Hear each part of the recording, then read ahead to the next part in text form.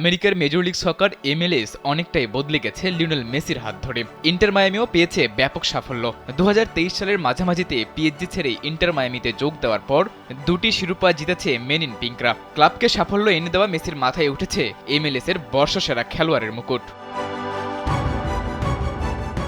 জাতীয় দলের হয়ে কোপা আমেরিকা ও চোটের কারণে মৌসুমের অর্ধেকটা সময় মাঠের বাইরে ছিলেন লিওনেল মেসি। তবুও চলতি বছর 37 বছর বয়সী আর্জেন্টাইন এই ফরোয়ার্ড ইন্টার মায়ামির জার্সিতে খেলেছেন 19 ম্যাচ, গোল করেছেন 20টি, আর নামের পাশে অ্যাসিস্ট আছে 16টি।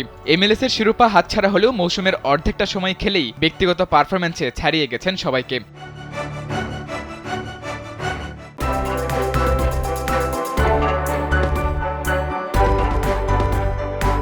লিওনেল মেসির নেতৃত্বে প্রথমবার সাপোর্টার শিল্ডের মতো MLS এর প্রেস্টিজিয়াস ট্রফি নিজেদের ঘরে নিয়েছে ইন্টার মায়ামি। সে কারণে আর্জেন্টাইন অধিনায়ক জিতেছিলেন MLS এর মোস্ট ভ্যালুয়েবল খেলোয়াড়ের পুরস্কার। তবে ব্যক্তিগত সাফল্যে মোট ভোটে সেরা খেলোয়াড় হওয়া মেসি পেয়েছেন সর্বোচ্চ 38.43% ভোট।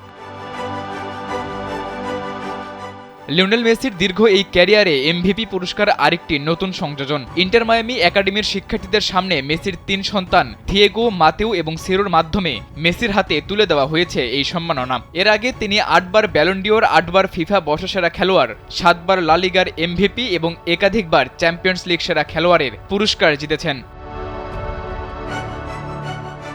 সাদাতুর রাফি, কালবেলা।